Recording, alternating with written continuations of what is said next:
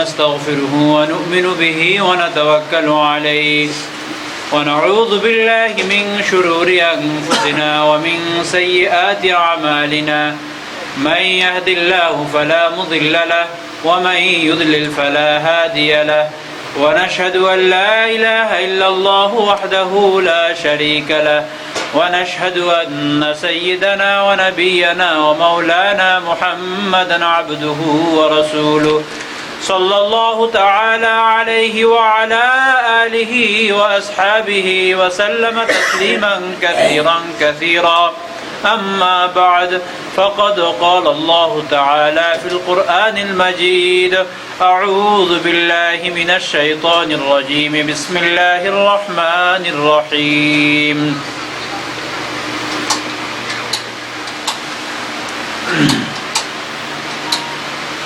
اطلع الغيب أم اتخذ عند الرحمن أحدا كلا سنكتب ما يقول ونمد له من العذاب مدا ونرثه ما يقول ويأتينا فردا واتخذوا من دون الله آلهة ليكونوا لهم عزا كلا سيكفرون بعبادتهم ويكونون عليهم ضدا ألم تر أنا أرسلنا الشياطين على الكافرين تؤزهم أزا فلا تعجل عليهم إنما نعد لهم عدا يوم نحشر المتقين إلى الرحمن وفدا ونسوق المجرمين إلى جهنم وردا لا يملكون الشفاعة إلا من اتخذ عند الرحمن أحدا وقالوا اتخذ الرحمن ولدا لقد جئتم شيئا إدا تكاد السماوات يتفطرن منه وتنشق الأرض وتخر الجبال هدا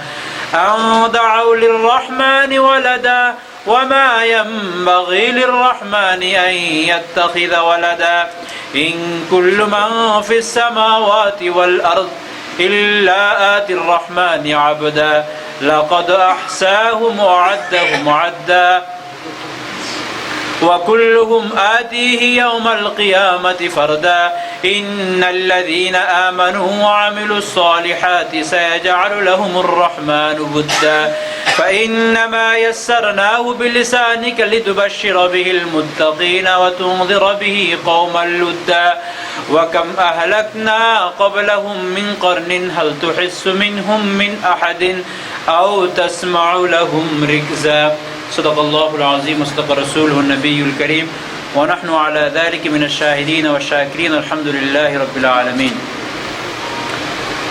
প্রথমে আমরা আল্লাহর দরবারে শুকরিয়া জ্ঞাপন করছি যে আল্লাহ তাআলা আমাদেরকে বাইরের যে ওয়েদার বা রাস্তাঘাটের যে অবস্থা বিব্রতকর বা প্রতিকূল অবস্থাতেও আমাদেরকে যে মসজিদে এসে যথাসময়ে উপস্থিত হয়ে এশার নামাজের পরে এই মজলিসে আরও একবার বসার তৌফিক দিয়েছেন, এই জন্য আমরা শুকরিয়া তান বলি আলহামদুলিল্লাহ রাব্বিল আলামিন। একটুখানি হিট বেড়ে যাওয়ার কারণে কেমন জানি উস্কো খুস্কো লাগতেছে, মনে হয় যেন দম বন্ধ হয়ে আসবে। দমের কথা বলতেছি, হাদিসে পাকে পাওয়া যায় হযরত আবু যর গফারি রাদিয়াল্লাহু তাআলা আনহুর বরাত দিয়ে যে রাসূল আকরাম সাল্লাল্লাহু আলাইহি সাল্লাম বলেন যে আবু যর রাদিয়াল্লাহু তাআলা আনহু, যখন তুমি মসজিদে থাকো তো তোমার প্রতিটা শ্বাস প্রশ্বাসের বিনিময় আল্লাহ তাআলা তোমার দরজাত বুলন্দ করে এবং ফেরেশতা তোমার জন্য দুরূদ পড়ে, আর প্রতিটি শ্বাসের বিনিময় 10টি নেকি লেখা হয়, 10টি গুনাহ মাফ করা হয়। আরেক হাদিসে পাওয়া যায় মসজিদে যারা থাকবেন এদের যখন জান্নাত জাহান্নাম ফয়সালা হয়ে শুরু হবে ফুলসিরাতের পথ, তো আমি আগেও বলেছি যে ফুলসিরাত একটা ব্রিজের মতো হবে, এটা কি চুলের চেয়েও চিকন ছুরির চেয়েও ধারালো, এসব বক্তব্যে না যায়। কনসেপ্টটা এমন যে জাহান্নামকে অতিক্রম করে জান্নাতে যাইতে হবে, এই কনসেপ্ট ক্লিয়ার। তো যখন নাকি বলা হবে যে চড়ো যাও তোমরা, তখন তাদের কাছে মনে হবে যে কিভাবে জান্নাতে বুঝবো, এই বিশাল মাঝখানে খালি জায়গা কিভাবে আমরা পাড়ি দিব। তখন তাদেরকে জিজ্ঞাসা করা হবে যে পৃথিবীতে যখন তোমরা সমুদ্র পার হইতা তো কিভাবে পার হইতা, বলে যে আমরা তো জাহাজ, স্টিমার, নৌকা আরো যা যা আছে এগুলো দিয়ে পার হতাম। তখন নাকি মসজিদ নামক, যে আমরা যে মসজিদে নামাজ পড়ি, সিম্বলিক এই মসজিদটাকে জাহাজ বানানো হবে এবং ওর উপরে অবতরণ করানো হবে মুসল্লিদেরকে, তারা ওটার উপর করে জান্নাতে যাবে। তো আলহামদুলিল্লাহ আমরা একটা জায়গায় বসে আছি, লস নেই। যতক্ষণ এখানে বসে থাকবো, আজকেও বলতেছিলাম যে মসজিদে যদি কেউ চুপ করেও বসে থাকে তারপরও তার নামে নেকি লেখা হয়। চুপচাপ কোনো কিছু করতেছে না, এই জিনিসটা যেটা আর কোথাও এরকম চুপচাপ বসে থাকবে না সব লেখা হবে নেই, একমাত্র আল্লাহর ঘরের। কারণ আপনি কার মেহমান? তো আল্লাহর ঘরের মেহমান যখন হবেন, যত ঘর যত উচ্চাঙ্গের হবে, সেখানের হাদিয়া তোহফা তো তত উচ্চাঙ্গের হবে। সো এই ঘরের একটা বৈশিষ্ট্য আল্লাহ লাগাই দিয়েছেন, যেখানে চুপ করে বসে থাকলেও সব লেখা হবে, বিকজ এটা আমার হাউস। ওই যে আরো আগে হাদিসটা একবার বলছিলাম যে ফেরেশতারা আমাদের এই মজলিসকে বেষ্টন করে বসে আছে এবং বলা বলি করবে, আল্লাহ জিজ্ঞাসা করবে তোমরা কোথায় থেকে আসছো? বলে যে আমরা আসছি এমন এক জায়গা থেকে যেখানে আপনার বড়ত্ব এবং রাসূল আকরাম সাল্লাল্লাহু আলাইহি ওয়াসাল্লাম কোরআনে কথা বলতেছে। বলে যে ওরা কি আমাকে দেখেছে? বলে যে না, দেখে নাই। বলে দেখলে কি করতো? বলে দেখলে জান্নাতে যাওয়ার শখ আরো বাড়তো, জাহান্নাম থেকে বাঁচার জন্য আরো বেশি চেষ্টা করতো। তো বলে যে তোমরা সাক্ষী থাকো, আমি তাদের সকলকে মাফ করে দিলাম।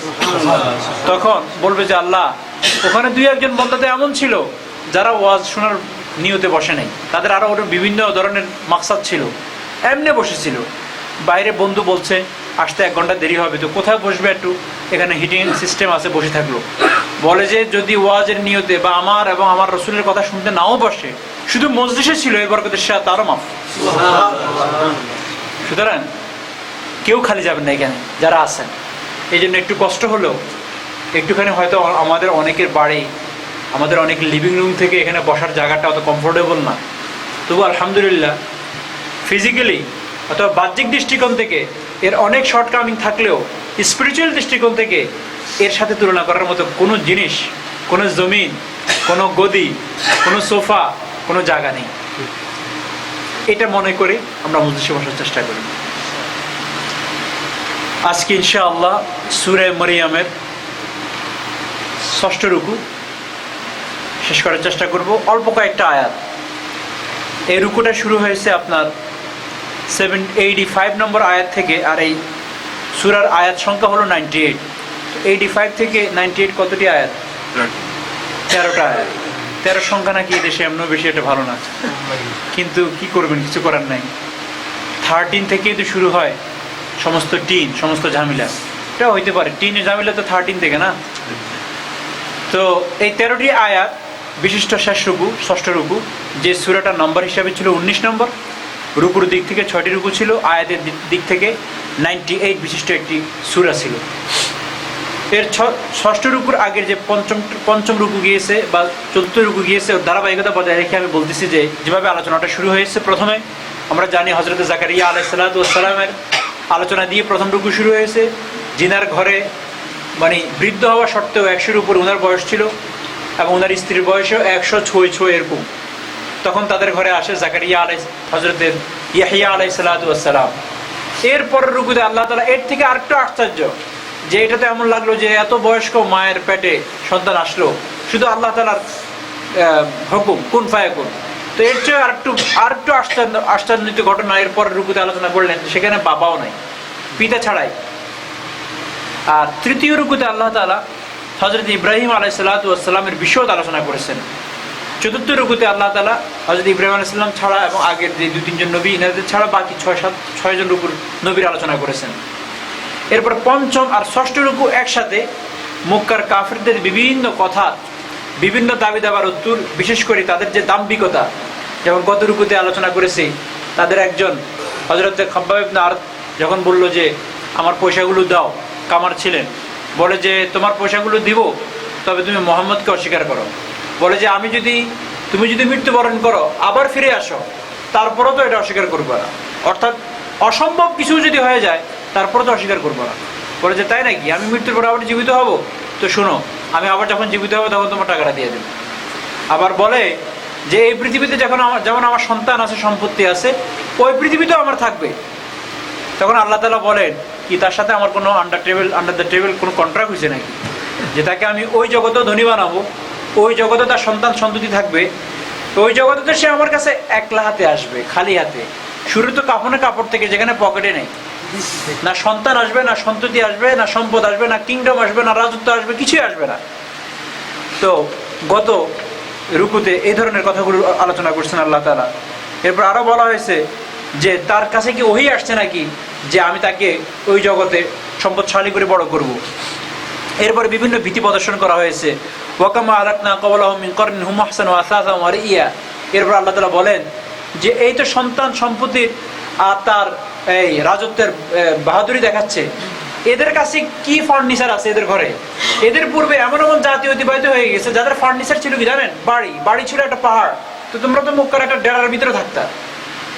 ওই ধরনের শক্তিশালী জাতিকে আমি ধ্বংস করে দিয়েছি নিমিষেই। It just few hours vanish. এবং মানুষ এমন মনে করছে যে ইতিপূর্বে যে এটা জনবসতি ছিল, তার কোনো চিহ্নই সেখানে বাকি ছিল না। এমনভাবে ধ্বংস করা হয়েছে। ওয়াকাম্মা আহলাকনা ক্বাবলাহুম মিন কারনিন হুম আহসানু আসাসা ওয়া রিয়া। এরপর আল্লাহ তাআলা আজকে যেই রুকুটা আলোচনা করতেছি, এখানে শুরু করছেন এই আয়াত দিয়ে এভাবে, আলাম তারা আন্না আরসালনা শায়াতিন আলাল কাফিরিনা তাউযুহুম আযযা। যে এর আগে যে 2-3টা আয়াত ছিল সেখানে ছিল এরকম যে এরা আমাকে ছেড়ে তো আরো বিভিন্ন খোদার ইবাদত পূজা করে। তো কাল্লা সায়াকফুরুনা বিইবাদাতিহিম ওয়া ইয়াকুনুনা আলাইহিম জিদ্দা। কাল ময়দানে মাহশারে যখন তারা আসবে, তাদের এই সমস্ত খোদাও আসবে, তারা প্রথমেই তাদেরকে বলবে যে আমরা কেউ এদেরকে আমাদের পূজা করতে বলি নাই। তো এখন যে পূজা করতেছি, কবর পূজা করেন আর মাজার পূজা করেন, বা অন্য কোনো মাইথোলজি হিসাবে কোনো বৃক্ষের পূজা করেন বা পাহাড়ের পূজা করেন, সবে দাঁড়ায় বলবে। আমরাও অনেক মুসলমানও পূজাদারি আছি, আমাদের নামাজে দাঁড়াইলে একটা কনসেন্ট্রেশন হয় না, মাজারে গেলে যে মনোযোগটা হয়। নামাজে কখনো কোরআনে আয়াতে পানি আসে না, বড় আউলিয়ার কবর দেখলে পানি এসে যায়। তার মানে কি কোরআনে আয়াতের চেয়েও ওটার গ্রেটনেসটা বেড়ে গেল নাকি? কথা বুঝতেছেন কনসেপ্টটা? চোখের পানি তো আসবে কোরআনের আয়াত শুনে। ওয়াতাখিরুল জিবালি হাদ্দা, পাহাড় পর্যন্ত টলে পড়ে যায় কোরআন আয়াত শুনলে। তো এই আল্লাহ তাআলা বললেন যে কাল ময়দানে মাহশারে যাদেরকে তোমরা খোদা মানতেছো, তারা প্রথম যে দাবিটা উঠাবে যে আমরা কেউ এদেরকে বলি নাই। এরপরে সবাই যায় শয়তানকে ধরবে যে তোমার প্ররোচনাই তো আমরা এরকম করছিলাম। শয়তান বলবে যে আমি এখনো আল্লাহর কথা শুনতেছি, আমার সাথে তোমরা আমরা অনুসরণ করে জাহান্নামের দিকে চলো। আজকের আয়াতে আল্লাহ তাআলা বলতেছেন যে আলাম তারা, আপনি কি দেখেন না, ইয়া মুহাম্মদ সাল্লাল্লাহু আলাইহি ওয়াসাল্লাম, আরসালনা শায়াতিন আলাল কাফিরিনা তাউযুহুম আযযা। এই আয়াত থেকে আল্লাহ তাআলা বলেন যারা দুষ্ট প্রকৃতির, যারা সীমা লঙ্ঘন করতেছে, যারা ইসলামকে মানে না, যারা বিভিন্ন যুক্তি তর্ক দেখায় বলে যে এক আল্লাহ এক, এগুলো এমন না, এটা নেচারে চলে। নেচার এক একটা এক এক রকম এভাবেই চলে। প্রত্যেকটা জিনিস by himself it has started. আবার এটা একটা সময় প্রত্যেক জিনিসের যেহেতু যৌবনকাল আছে, আবার বার্ধক্যকাল আছে, এক্সপায়ার ডেট আছে। সো পৃথিবী একদিন ডিস্ট্রয় হবে তার এক্সপায়ার ডেটের কারণে, এর পিছনে কেউ কাজ করে না। তো আল্লাহ বলেন এই সমস্ত বুদ্ধি টুদ্ধি তারা যে করে, তারা যে বলে, এটা এই কারণে যে তাদের পিছনে আমি শয়তানকে লেলিয়ে দিয়েছি, লাগাই দিয়েছি। শয়তান হার হামেশা তাদের ভিতরে এই সমস্ত ওয়াসায়েস দিতে থাকে, কুবুদ্ধি দিতে থাকে। এই জন্যই এই সমস্ত বুদ্ধি বিবেক তাদের থেকে না, এগুলো প্রোভাইড হেডকোয়ার্টার হলো শয়তান। আলাম তারা আন্না আরসালনা শায়াতিন আলাল কাফিরিনা তাউযুহুম আযযা। আসলে আরসালনা কখনো কখনো ব্যবহার হয় ভারী, মানে লাগাতার বৃষ্টি বর্ষণ হয় না, তো এরকম দলে দলে শয়তান লেলিয়ে দেওয়াটাকে বলা হয়, এই শব্দে ব্যবহার করে। আল্লাহ তাআলা এটা বুঝাতে চাচ্ছেন একজন দুইজন না, তাহলে দেখা যায় বিরাট এজেন্ট কাজ করতেছে এদের পিছনে। আলাম তারা আন্না আরসালনা শায়াতিনা আলাল কাফিরিনা তাউযুহুম আযযা। তো যার কারণে এরা এদের এই দাম্ভিকতায়, এদের এই সমস্ত কুবুদ্ধি এরা দিন দিন ডেভেলপ করে। দেখবেন যে লোক প্রথম একটু একটু কথা বলে ইসলামের বিরুদ্ধে, একটু বলে, এরপরে যত বয়স বাড়ে তত তার ভলিউম বাড়ে, তত তার মানে ভাগ্যিটা এবং বিরুদ্ধচারণ করার স্টাইল সব বাড়তে থাকে। প্রথম বলে যে একটু প্র্যাকটিস করতাম, পরে দেখলাম যে এগুলো কিছুই না, আস্তে আস্তে আরো বাড়তে থাকে, কারণ শয়তান তার মাথায় আরো বেশি বাসা বাঁধতে থাকে। ফালা আতাআজাল আলাইহিম। এখন প্রশ্ন জাগে, আমাদের মনে একটা প্রশ্ন জাগে যে তাহলে আল্লাহ শাস্তি দেয় না কেন? এই যে এত মাথা চাড়া দিলে, এদেরকে একটা শাস্তি দিয়ে দিলে তো একটা সুবিধা এটা হতো, আমরা যে বলি কোরআন সত্য, এই সত্যটা আরো একটু সত্য হয়ে যেত, আর আরো বাকি লোকগুলো যাদের দিল কিছুটা এদিকেও টানে তারাও সঠিক পথে চলে আসতো ভয় পেয়ে। আল্লাহ বলে যে লা তাআজাল, হে আমার প্রফিট এবং সাহাবীদেরকে ইঙ্গিত করে, আপনি এদের উপর শাস্তি ত্বরান্বিত করবেন না, এত দ্রুত শাস্তি চাবেন না। ইন্নামা নাউদ্দু লাহুম আদ্দা, আমি তো তাদের জন্য একটা নির্ধারিত সময় দিয়ে রাখছি, ওই নির্ধারিত সময়ের আগে শাস্তি তাদেরকে দিব না। আরে ভাই, এটা তো আমাদের জন্য পরীক্ষা। পৃথিবীতে আল্লাহ তাআলা আমাদেরকে সৃষ্টি করার পরে বাস পরীক্ষা দুইটার আমাদের দেখবেন, যে কোনো কাগজে, বিশেষ করে এই দেশে তো আছে মাল্টিপল চয়েসের মধ্যে 5টার মধ্যে একটা কারেক্ট, বাকি 4টাই ফলস। তাহলে ফলসের সংখ্যা বেশি, ট্রু সংখ্যা একটা, এই একটাকে আপনাকে রাখতে হবে। আল্লাহ তাআলা সেম থিং, জান্নাত জাহান্নাম, ট্রু জান্নাত আর ফল জাহান্নাম, এগুলো সব আমাদের সামনে রেখে দিয়েছেন। এখন আমরা বসে বসে আনসার দিচ্ছি। এরপরে আবার আল্লাহ তাআলা হাদিসে পাওয়া যায়, যে ব্যক্তি সত্যের জন্য চেষ্টা করে আল্লাহ তাআলা তার জন্য সত্য রাস্তাটা সহজ করে দেন, আর যে ব্যক্তি মিথ্যার পিছনে দৌড়ে আল্লাহ তাআলা সত্যকে তার জন্য কঠিন করে দেন। এই জন্য অনেক বয়স্ক ব্যক্তি ফজরের নামাজে আসাও সহজ হয়ে যায়, কারণ আল্লাহ ওনার জন্য সহজ করে দিয়েছে। এই জন্য দোয়া এমনভাবে করা যে, ও আল্লাহ, আমার নিজস্ব অ্যাবিলিটির কারণে, আমার মানে স্মার্টনেসের কারণে আমি দিনদার হতে পারবো না, দিনদার হওয়ার যে প্রসেস সেটা আমার জন্য সহজ করে দাও, দিনদার হওয়ার যে প্যাকেজ সেটা আমাকে ইজি ওয়ে আমাকে দিয়ে দাও, আমি কঠিনভাবে পাইতে চাই না। এই জন্য দেখা গেছে আলেম, বড় আলেম, সব কিছু জানেন, ওনার নামাজটা ফজরটা ঘরে হচ্ছে, কিন্তু এর পাশেই কিচ্ছু জানে না, 2-4টা সূরা তো জানে, এবং যে সূরাগুলো পড়ে এগুলাও বাংলা থেকে উচ্চারণ করে শিখছে বা ইংরেজি উচ্চারণ থেকে শিখছে, আরবি থেকে না। তাহলে কমপ্লিটলি ব্লাইন্ড, এই 4-6টা সূরা দিয়ে ভাঙ্গা ফজরে চলে আসে। অর্থাৎ ওনার জন্য আল্লাহ তাআলা এই আশা সহজ করে দিয়েছে। তো এটা বিরাট জিনিস। তো হাদিসে পাকে আছে, যখন কেউ সৎ লাইনে সৎ হওয়ার চেষ্টা করে আল্লাহ সেটাকে সহজ করে দেন। তো এই জন্য আল্লাহর কাছে দোয়া করে, আল্লাহ সৎ লাইন বা দিনদার হওয়ার পথটাকে, প্রসেসটাকে আমাদের জন্য সহজ করে দেন, আমিন। তো আপনি এদের জন্য ত্বরান্বিত করবেন না, ইন্নামা নাউদ্দু লাহুম আদ্দা, এদের জন্য আমার একটা নির্ধারিত সময় বাকি আছে, ওই সময় যখন আসবে বাস আর দেরি হবে না। ইয়াওমা নাহশুরুল মুত্তাকিনা ইলার রহমানি ওয়াফদা, যখন নাকি আমি হাসরের দিন আসবে, সেদিন আমি মুত্তাকিনদেরকে কিভাবে জমা করব, তারা আমার কাছে আসবে মেহমান হয়ে, ওয়েলকাম হয়ে। কেমন বলা হয় যে, যেই বাহনের উপরে থাকতে পছন্দ করে তাকে সেই বাহনের উপর বহন করে নিয়ে আসা হবে। যেমন এখন আমাদের তো, আমরা কেউ তো আর ঘোড়ায় উঠতে চাই না, না, আমাদের কাউকে যদি ইন্টারভিউ নেওয়া হয় যে আপনি কিসের উপরে আরোহণ করতে চান, তো সাধারণত আমরা প্রথমে বলবো হয়তো চয়েস 1-2-এর ভিতরে, যদি কেউ একটু বেশি শৌখিন হয় লেমোজিন থাকতে হবে, লম্বা যেগুলো আছে, কি বলেন জানি এগুলোকে, লেমোজিন। আচ্ছা, আর যদি আমরা একটু ইয়াং থাকি তো আমরা হয়তো বলবো না আমি নিজে চালাবো, তবে লেক্সাস হতে হবে বা BMW হতে হবে, আরেকটা কি জানি দামি গাড়ি, ফেরারি বা বার্গেন কি জানি একটা আছে, লিমবার্গেনি, স্মরণ থাকে না অনেক নাম। তো এইভাবে আমরা অনেকে বলবো। হাদিসের ভাষ্য অনুযায়ী তাকে ঠিক ওই সাওয়ারের উপরে, বাহনের উপরে বহন করা হবে, করে জান্নাতে নেওয়া হবে।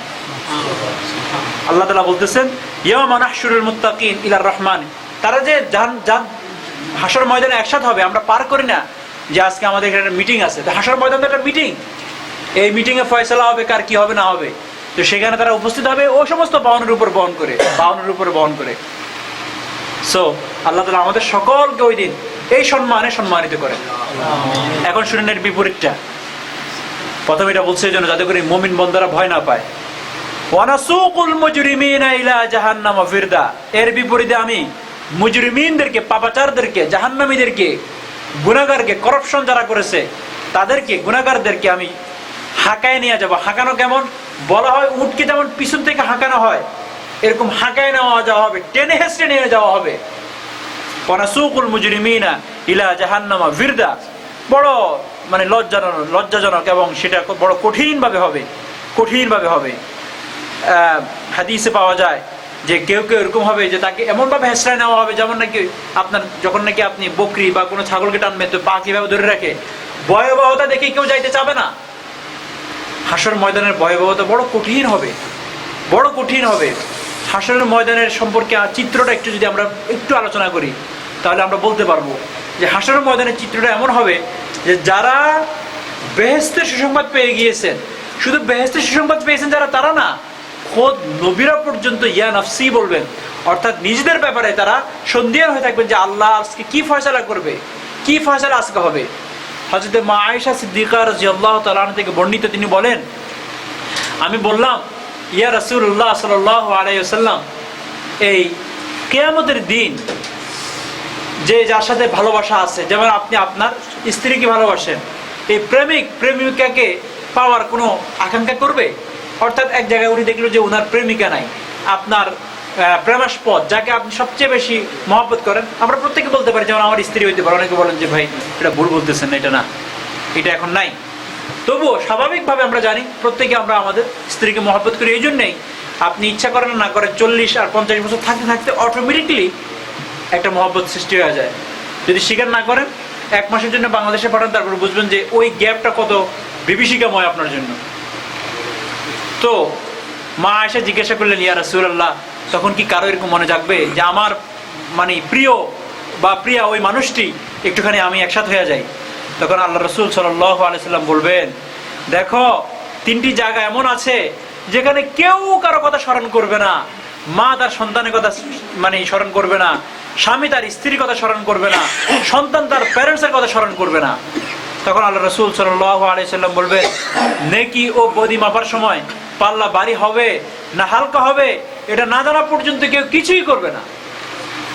যখন নাকি হাসরের ময়দানে বাজার মানে বসে যাবে, কেউ কোনো দিকে কারো ভ্রুক্ষেপও করবে না যে আমার পাল্লাটা কি ভারী হবে না হালকা হবে। এরপরে আমলনামা মানুষের উঠতে থাকবে। আমাদের এখন সমস্ত ইনফরমেশনের কোথায়, ইথারে বলি না, আরো সহজে এখন নাকি এগুলাকে আমরা স্টোরস করি কোথায়, ক্লাউডে। কি বলে, আই ক্লাউড, ম্যাগে ম্যাগে ম্যাগে। তো যদি আমাদের এই হিউম্যান বিইং এর তৈরি আইফোন থেকে ক্লাউডে রাখতে পারি, তা আমাদের আমলনামাগুলো ক্লাউডে থাকতে পারে না? কি ভাই, সহজ হয়েছে কিনা এখন বোঝা? তো এগুলো যখন ইথারে দৌড়তে থাকবে, উঠতে থাকবে, তখন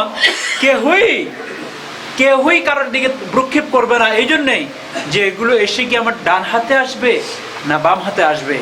ফাম্মা মান উতিয়া কিতাবাহু বিয়ামিনি ফাসাওফা ইউহাসাবু হিসাবান ইয়াসীরা ওয়া ইয়ানকালিবু ইলা আহলিহি মাসরুরা। যদি ডান হাতে আসে তো দৌড়ে নিজের ফ্যামিলির কাছে যাবে এবং বলবে ওয়া ইয়ানকালিবু ইলা আহলিহি মাসরুরা, এবং খুশি হয়ে বলবে, দেখো দেখো এই যে আমি এই ডান হাতে পেয়েছি। এরপরে সে বলবে আমি এটা বিশ্বাসী ছিলাম, আরো অনেক কথা। ওয়া আম্মা মান উতিয়া কিতাবাহু ওয়ারা যাহরি, আর যাকে তার পিঠের পিছন দিয়ে, হাত নাকি পিঠের মাঝখান দিয়ে আনে এখান দিয়ে ছিদ্র করে এখানে দিবে, এভাবে ইরেগুলার। তখন সে বলবে, ইয়া লাইতানি, যদি আজকে এমন হতো, আমাকে কোনো পুরস্কারই দেওয়া না হতো, যদি এরকম হতো আজকে আমি জন্মই না গ্রহণ করতাম, আজকে আমাকে এখানে মানে রেজ আপ না করা হতো।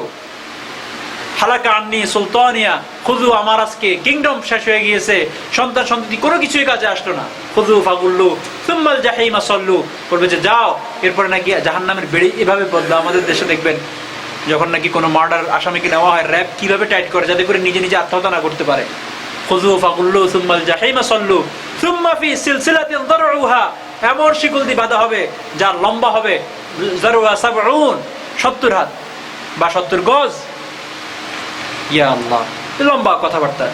তো আল্লাহ রাসূল সাল্লাল্লাহু আলাইহি ওয়াসাল্লাম বলেন, একটা হলো যখন নাকি ভারী মানে পাল্লা ভারী হবে না হালকা হবে এই একটা সময়, ওগুলার ফয়সালা হওয়ার আগ পর্যন্ত কেউ কারো দিকে ভ্রুক্ষেপ করবে না। আরেকটা হলো যখন নাকি আমলনামা উঠবে, কোন হাতে আসবে এটা না জানা পর্যন্ত কেউ কিছু বলবে না।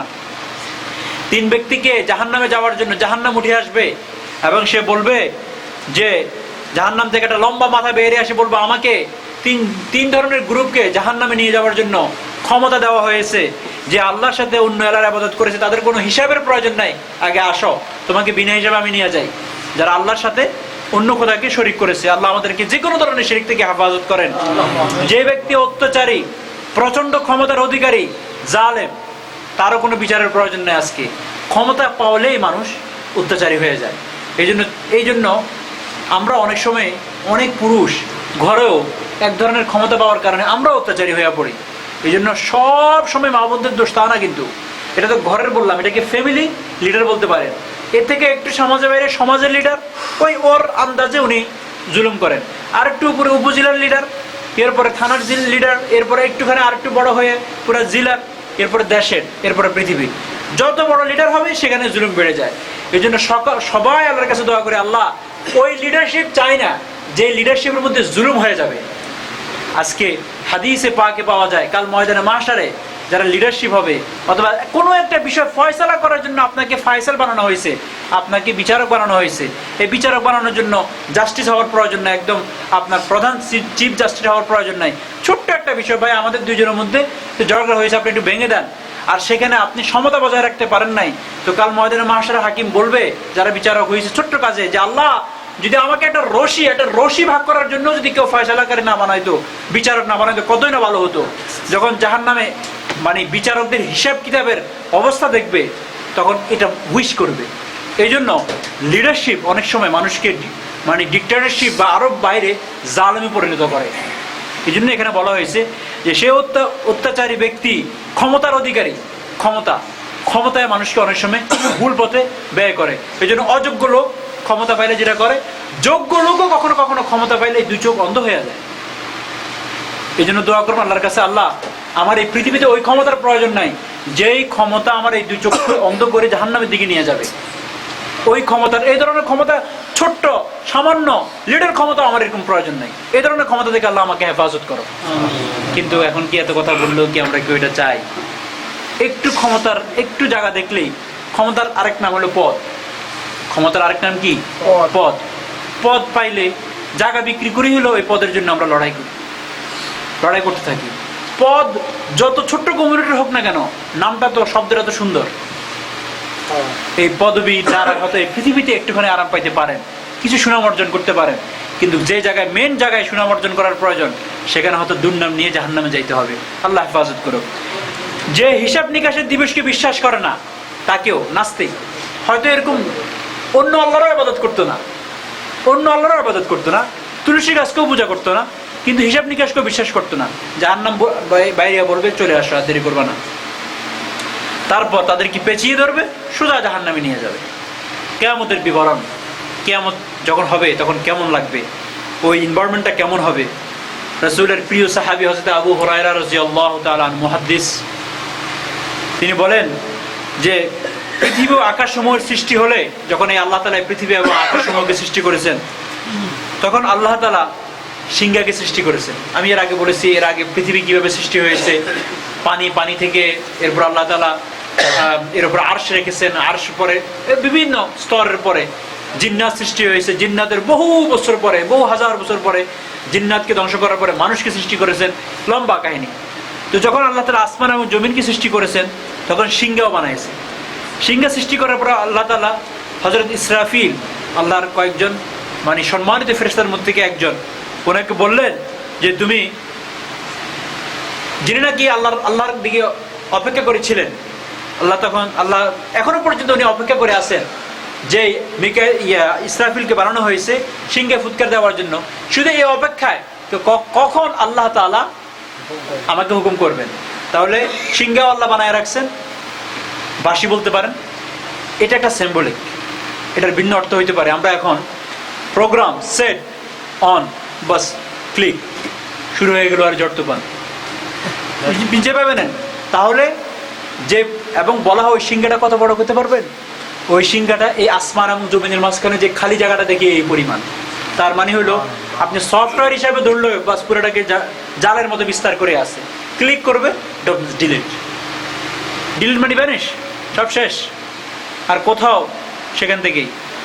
এখনো পর্যন্ত অপেক্ষা করতেছে শুধু আল্লাহর ওই আদেশে, যখন তাকায় আছেন আসমানের দিকে, শুধু আল্লাহ তাআলা বলবেন আর উনি মানে এই আদেশটা পালন করবেন। তো আবু হুরায়রা রাদিয়াল্লাহু তাআলা বললেন যে ইয়া রাসূলুল্লাহ, আমার আপনার হয়তো এখন বুঝতে কষ্ট হয় না, সিংহাটা কি জিনিস সেটাই তো বুঝলাম না। একজন সাহাবী যখন বুঝবে না সাথে সাথে জিজ্ঞাসা করে, কিন্তু আমাদের হলো বুঝবো না, জিজ্ঞাসা করবো না, আরেক জায়গায় যাইয়া ভুল ব্যাখ্যা করবো না। ধর্মীয় কোনো বিষয় এমন যেন না হয়, না বুঝলে আবার জিজ্ঞাসা করি, কোনো স্মরণ নেই। হয়তো মনে করতে পারেন হুজুর জি মনে করবে আপনি এত মোটা কথাটা বুঝলেন না, তার মানে শরীয়তের বিধান সম্পর্কে আপনি মনে অবগত না খুব একটা বেশি।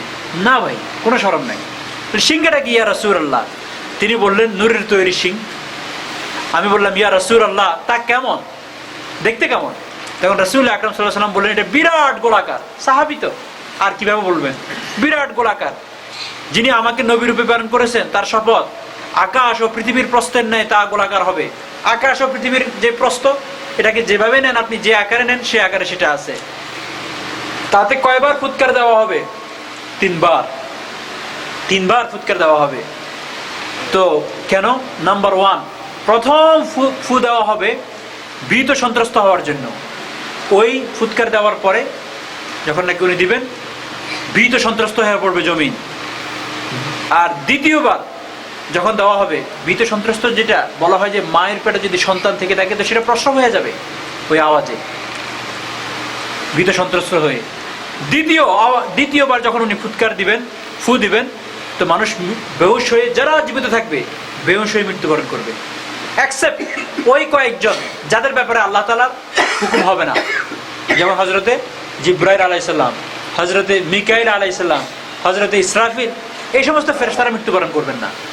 তাহলে প্রথমে বেহুশ হবেন বা ভীত সন্ত্রস্ত হবে, দ্বিতীয়বার বেহুশ হয়ে সবাই মারা যাবে এক্সেপ্ট ওই সমস্ত ব্যক্তি বা ওই সমস্ত আত্মা যেগুলোর ব্যাপারে আল্লাহর নির্দেশ আসবে না। এরপরে তৃতীয় যেটা হবে সেটা হবে পুনরুজ্জীবিত হওয়ার জন্য, তৃতীয়টা। আর মাঝখানে যদি কারো, যাদের আত্মা এখনো মারা যায় নাই, এক এক করে আজরাইল আলাইহিস সালাম প্রত্যেককে কি করবেন? কবজ করবেন। কবজ করার পরে আজরাইল নিজের রূহকে নিজে কবজ করবেন। সামনে আসতেছে যখন আল্লাহ তাআলা ইসরাফিলকে প্রথমবার ফুৎকার দিতে নির্দেশ দিবেন, ইসরাফিল ফুৎকার দিবেন, আকাশ ও জমিনে সবকিছু ভীত সন্ত্রস্ত হয়ে ছুটাছুটি করবে।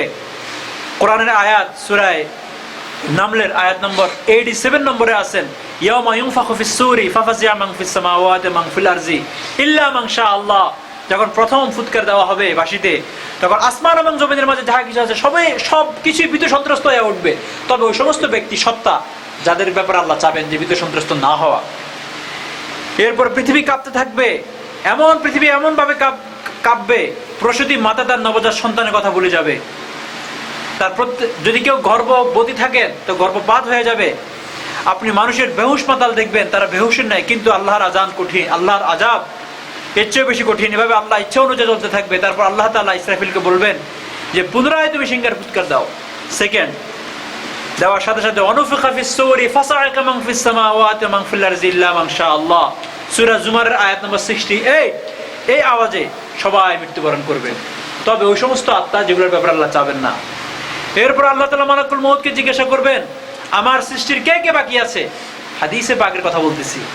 তখন তিনি বলবেন যে আল্লাহ তুমি তো সবই জানো, পৃথিবীর কোথায় কে জীবিত আছে। আজরাইল বলবেন, হে আমার রব, হে আমার আল্লাহ, আপনি চিরন্তন, আপনি সবকিছু শুনেন, সবকিছু দেখেন, সবকিছু জানেন। বাকি আছে জিবরাইল, মিকাইল, ইসরাফিল আর আরশ বহনকারী ফেরেশতাগণ, আর আমি না খান্দা, নিজের নাম তো বল নাই। তখন আল্লাহ তাআলা বলবেন মালাকুল মউতকে যে এদের রূহ কবজ করার জন্য। তারপরে একে একে সবাই রূহ কবজ করা হবে। আজরাইলে সবাই রূহ কবজ করবেন। এরপর আল্লাহ তাআলা বলবেন, হে মালাকুল মউত, আমার সৃষ্টির মাঝে এখন কি কেউ বাকি আছে? তখন আজরাইল বলবেন, আপনি তো চিরন্তন, সবই জানেন, আপনার দুর্বল বান্দা মালাকুল মউত বাকি আছে, এছাড়া আর কেউ বাকি নেই।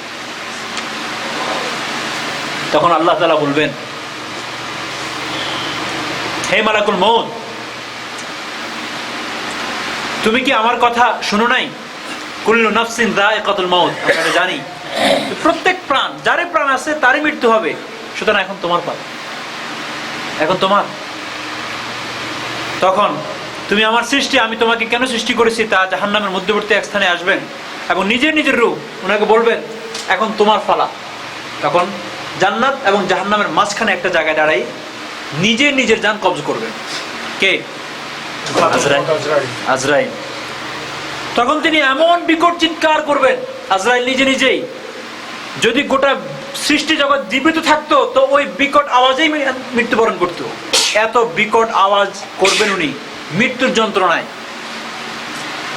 এরপরে কি বলবেন নিজে, আমি যদি জানতাম যে রূহ বের হতে এত কষ্ট, আমি তো বের করতাম, আমার তো বের হতো না।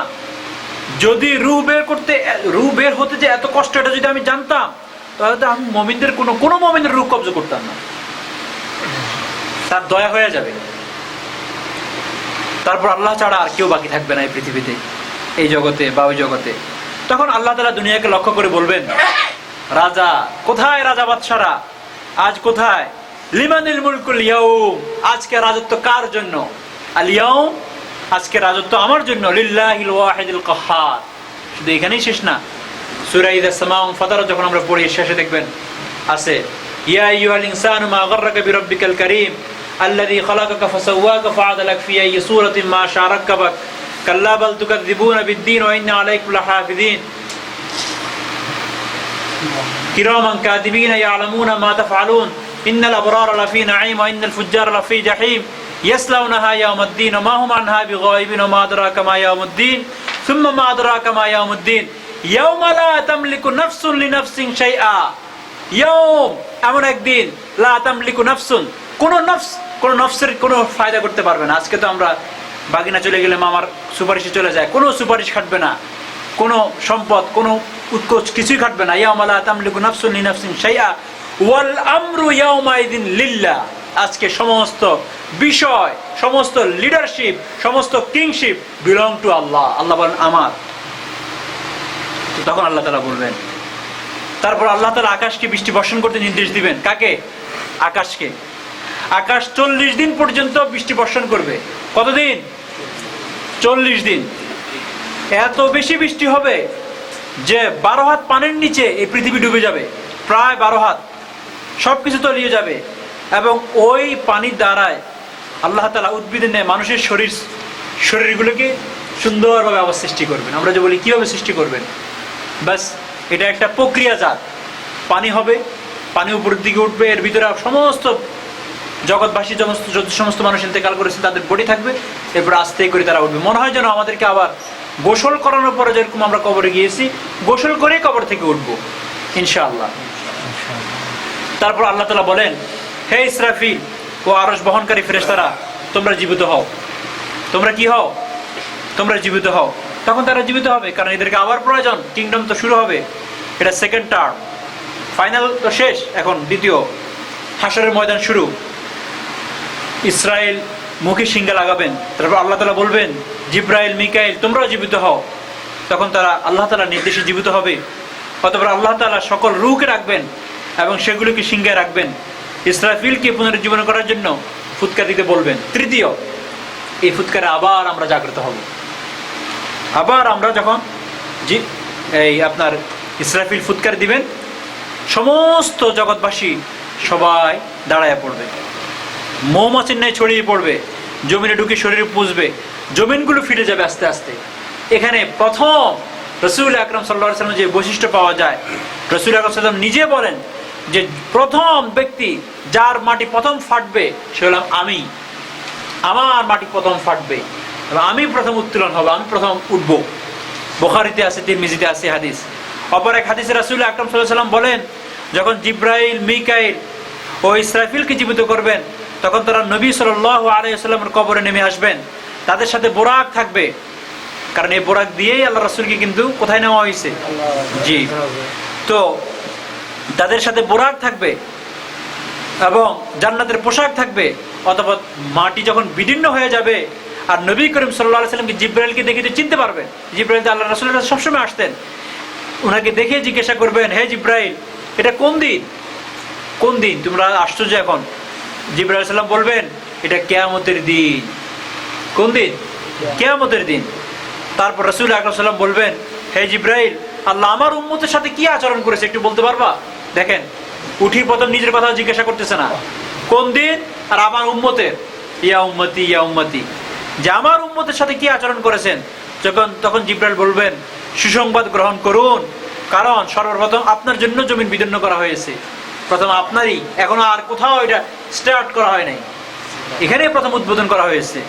তারপর আল্লাহ তাআলা ইসরাফিলকে নির্দেশ দিবেন, তিনি সিংহায় ফুৎকার দিবেন। তাহলে আল্লাহ রাসূলকে কিন্তু ফুৎকারের আগেই, কারণ ওনার ফুৎকারের প্রয়োজন নাই।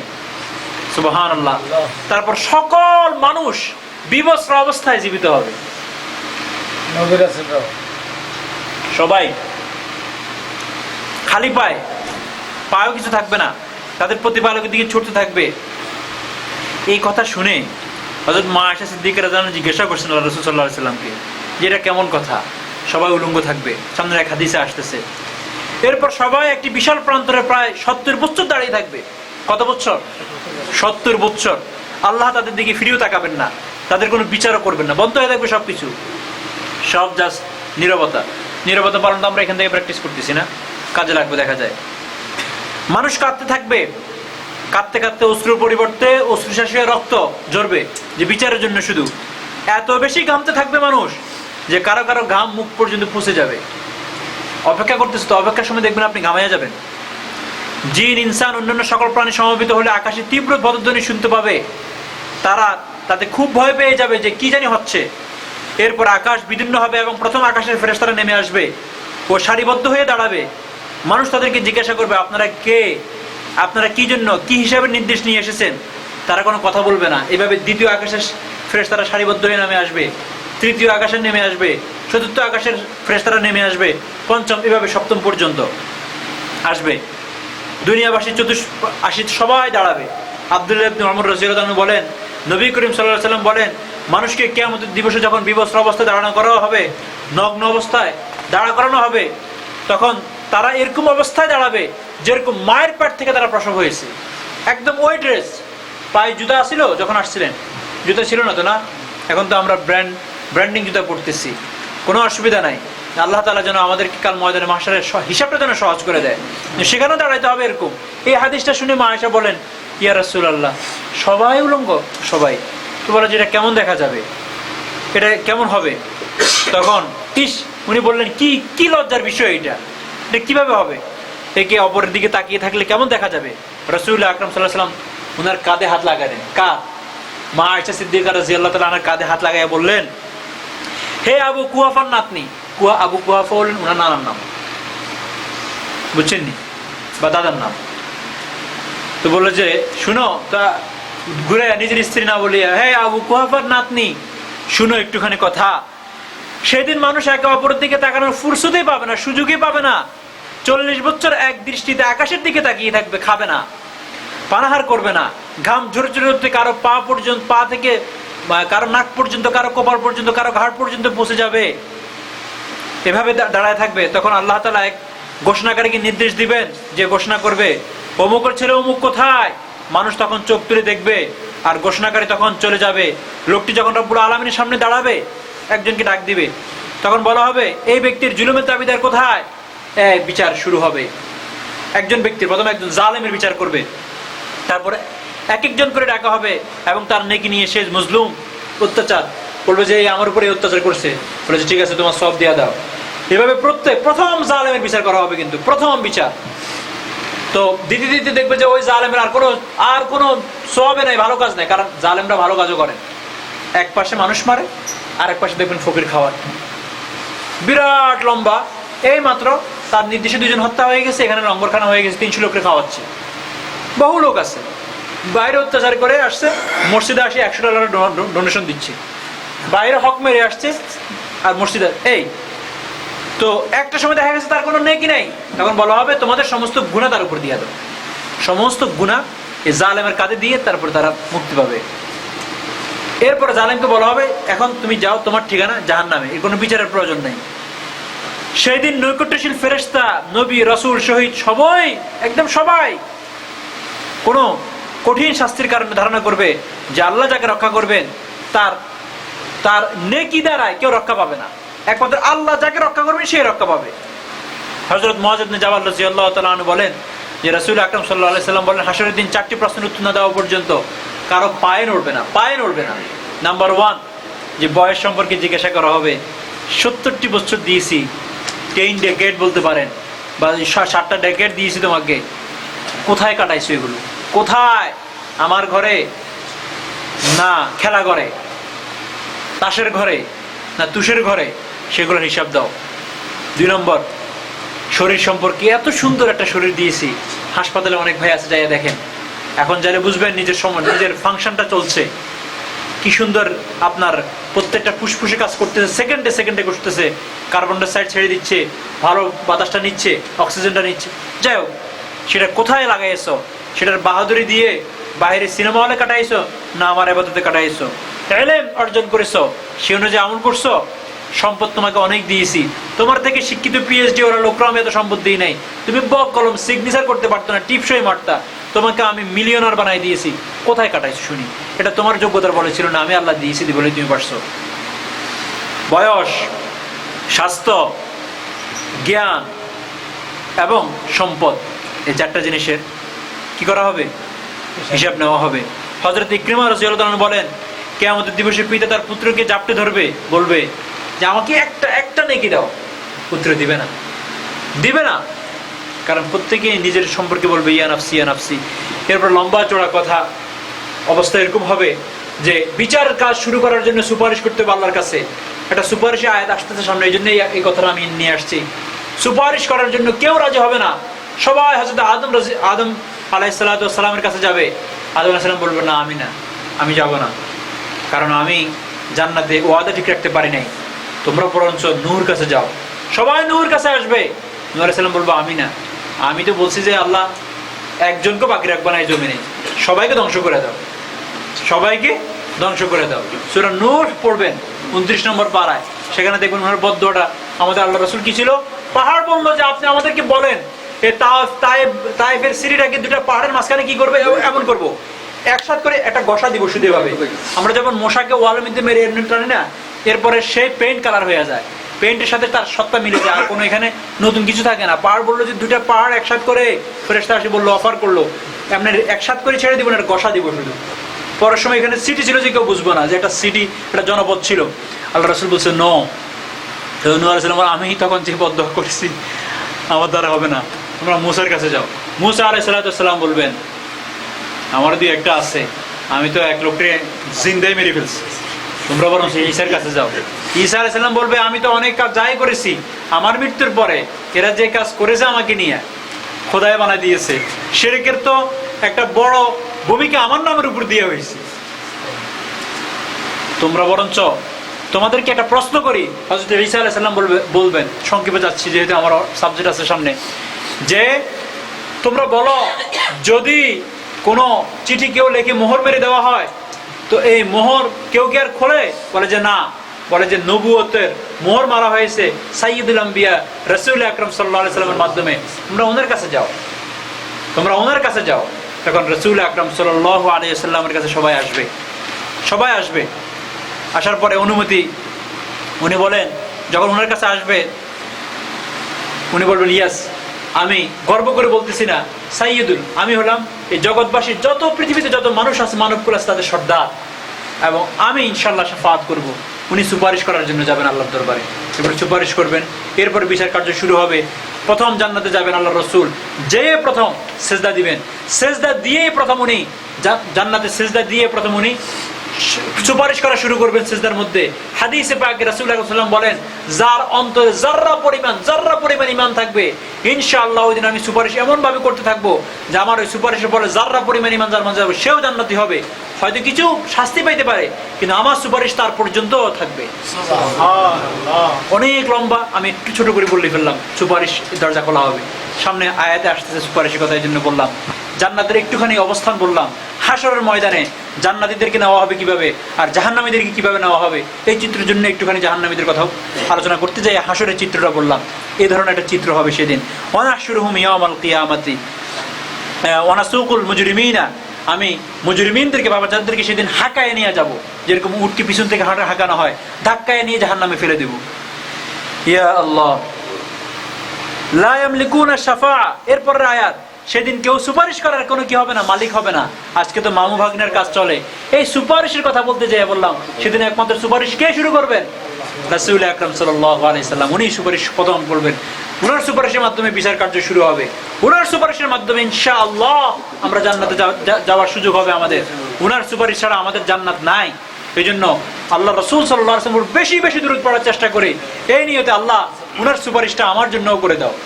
ইনশাআল্লাহ বেশি বেশি দুরুদের আমল করতে থাকি আমরা। লা ইয়ামলিকুনা শাফাআতা ইল্লা মান ইত্তাখাযা ইনদার রাহমানি আহাদ, আল্লাহ বলেন কেউ সুপারিশ করতে পারবে না একমাত্র ওই ব্যক্তি বা ওই সত্তা যাদের ব্যাপারে আমি আল্লাহ অঙ্গীকার করেছি। তাদের মধ্যে কে হবেন? রাসূল পাক তাজদার মদিনা সরকার দো আলম মুহাম্মদ আরবি সাল্লাল্লাহু আলাইহি সাল্লাম, উনি হবেন। ওয়া ক্বালু ইত্তাখাযার রাহমানু ওয়ালাদা, আরে পাগল, এরা বলে আমি আল্লাহ নাকি সন্তান নিয়েছি, আমার নাকি সন্তান আছে। ইয়াহুদ নাসারা, ইয়াহুদরা বলে হযরত উযাইর ইবনুল্লাহ, আর নাসারারা বলে, খ্রিস্টানরা বলে হযরত ঈসা আলাইহিস সালাম ইবনুল্লাহ। এরা পাগল। ওয়াকালু, এরা বলে আমি রহমানের নাকি ওয়ালাদ আছে, সন্তান আছে। লাকাদ জিতুম শাইআন ইদ্দা, তোমরা তো একটা জঘন্যতম বিষয় নিয়ে এসেছো। এই জঘন্যতম বিষয়টা এরকম, তাকাদুস সামাওয়াতু ইয়াতাফাত্তারনা মিনহু, এই জঘন্যতম বিষয়টাকে যদি একটা আকৃতি করে আসমানে ডালা হতো, আসমান ভেঙে পড়বে এটার ভয়। যে কি বললা তোমরা এটা? আমরা অনেক সময় বলি না, তুমি কি বললা এটা, তোমার আত্মাটা একটু কাঁপে নাই? আরে তোমার এই কথাটা তো তোমার প্যারেন্টস শুনলে হার্ট অ্যাটাক করবে। আল্লাহ বলেন এই যে জঘন্য কথাটা বলে আমি সন্তান, এই কনসেপ্টটা, এই বাণীটা যদি আসমান রাখা, আসমান ভেঙে যাবে ভয়। এ বলে কি এটা? তাকাদুস সামাওয়াতু ইয়াতাফাত্তারনা মিনহু ওয়া তানশাক্কুল আরদ, জমিন ফেটে যাবে জমিনের উপরে এই কথা রাখলে। ওয়া তাখিরুল জিবালু হাদ্দা, পাহাড় টুকরো টুকরো হয়ে বিচূর্ণ হয়ে ধসে যাবে। আল্লাহ তাআলা আমাদেরকে বোঝানোর জন্য সহজে বললেন, যাতে করে আমরা বুঝি যে এই জঘন্য কথাটা আসমান রাখলে আসমান ভেঙে যাবে, জমিন বিদীর্ণ হয়ে যাবে, পাহাড় টুকরা টুকরো হয়ে চূর্ণ বিচূর্ণ হয়ে যাবে। তোমরা বলতেছো এটা। ইনকুল্লু মান ফিস সামাওয়াতি ওয়াল আরদি ইল্লা আতির রহমানি আবাদা, আসমান এবং জমিনের মাঝে যাহা কিছু আছে সবই তো আমার কাছে আসবে অ্যাজ এ স্লেভ, আর তোমরা আমার স্লেভকে আমার সন্তান বানাই দিচ্ছ। আল্লাহ বলেন আসমান এবং জমিনের মাঝে যত কিছু আছে সব আমার আব মানে ক্রিয়েশন, এবং এই সব আমার কাছে will return to me as a আব, অ্যাজ এ স্লেভ। আর আমার স্লেভকে তোমরা আমার সন্তান বানাই দিয়েছো। এটা হলো ইল্লা আতির রহমানি আবাদা ওয়া কুল্লুহুম আতি ইয়াউমাল কিয়ামাতি ফারদা, এবং শুনে রাখো তোমাদের প্রত্যেকে আমার কাছে আসবা। ফারদুন মানে হলো একক, একজন। আমরা বলি না ওয়ান বাই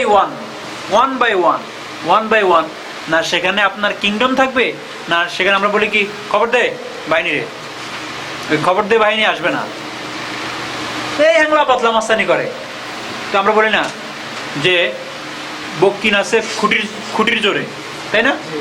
খুঁটির জোরে ওই যখন ছাগল দেখে তখন মা পাশে আছে, তো কি নাচান আছে খুঁটির জোরে, যে আমার কেউ কিছু বললে সে তো আসবে। বক্কি নাচে খুঁটির জোরে, দেখবেন যে সাদা সিধা নাচ। তো এর এক ঘুষি মারলেন, তো সে জমিনে পড়ে গেল, পড়ে কি বলবে? হ্যাঁ এসে পড় বাহিনী। আল্লাহ বলে যে আসবে তো ওয়ান বাই ওয়ান, বাহিনী, সন্তান, সন্ততি, সম্পদ, কিছুই তো আসবে না, তুমি তো একলা আসবা। সেটা বলতেছে ওয়া কুল্লুহুম আতি ইয়াউমাল কিয়ামাতি ফারদা ইন্নাল্লাযীনা আমানু ওয়া আমিলুস সালিহাতি সায়াজআলু লাহুমুর রহমানু বুদ্দা।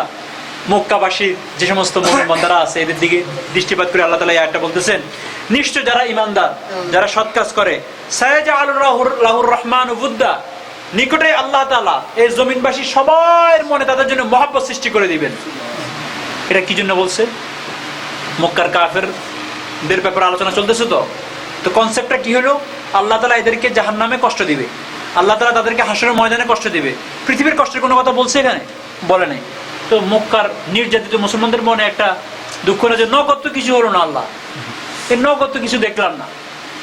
তো এর উত্তরে বলতেছে নগদ এটা শুনে রাখো, ভেরি সুন এই পুরা জগৎবাসী তোমাদেরকে মহব্বত করবে। হাদিসে আছে যখন আল্লাহ তাআলা কাউকে ভালোবাসেন, তো হাদিসের কথা বলতেছি, তখন আল্লাহ তাআলা জিব্রাইলকে বলেন যে আমি এই বান্দাকে ভালোবাসি। জিব্রাইল আসমানের ফেরেশতাদেরকে বলে যে আমি জিব্রাইল এবং আল্লাহ এবং আমি জিব্রাইল এই বান্দাকে ভালোবাসি, তোমরাও ভালোবাসো। তখন আসমানের ফেরেশতারা জমিনের ফেরেশতাদেরকে বলে, জমিনের ফেরেশতারা প্রত্যেকটা মানুষকে বলে যে আল্লাহ, আসমানের ফেরেশতা, জমিনের ফেরেশতা, আমরা সবাই ব্যক্তিকে মহব্বত করি, তুমিও মহব্বত করো। তো এইটাই বলতেছে সায়াজআলু লাহুমুর রহমানু বুদ্দা, হে নেককার লোকরা শুনে রাখো তোমাদের একটা কথা, ভেরি সুন তোমরা দেখতে পাবে পুরো পৃথিবী তোমাদেরকে মহব্বত করবে। করে নাই? 10 বছরের মধ্যে কত বড় রাষ্ট্রের মালিক হয়েছেন, কত বড় রাষ্ট্রের মালিক হয়েছেন। এক একজন সাহাবীকে দেখার জন্য শত শত হাজার মাইল হেঁটে আসে, শুধু এক চোখকে দেখার জন্য, যে আপনার এই চোখ রাসূল আকরাম সাল্লাল্লাহু আলাইহি সাল্লামকে দেখেছে, এই জন্য আপনাকে দেখতে আসছে। কত সম্মান, কত উপরে উঠেছে। আবু হুরায়রা রাদিয়াল্লাহু আনহু বলেন, খিদার তাড়নায় আমি পড়ে যেতাম, খিদার তাড়নায়, ক্ষুধা। তো লোকরা মনে করতো আমার মির্গি ব্যারাম, যে ব্যারাম হওয়ার পরে একটু চামড়া টামড়া নাকে সোজাই দিলে আমাকে জুতা দিয়ে প্রহার করতো। কিন্তু আমি জানতাম আমার সামনে দিয়ে, আমি অনেক সময় গড়াগড়ি করতাম, আমার সামনে দিয়ে হযরত ওমর, হযরত আবু বকর, হযরত রাসূলুল্লাহ সাল্লাল্লাহু আলাইহি ওয়াসাল্লাম অতিবাহিত হতেন। কিন্তু আমি জানতাম যে তারা আমাকে কি হেল্প করবে, তাদের ঘরে তো কিছু নাই। কখনো কখনো রাসূলুল্লাহ সাল্লাল্লাহু আলাইহি ওয়াসাল্লাম আমাকে ডাকতেন, কখনো দিতে পারতেন, কখনো দিতে পারতেন না। আর আমি সেই আবু হুরায়রা এখন নাক ঝাড়তেছি, নাকের যে স্ল্যাশ পড়ে এটা ঝাড়তেছি মকমল কাপড় দিয়ে, মকমল কাপড়।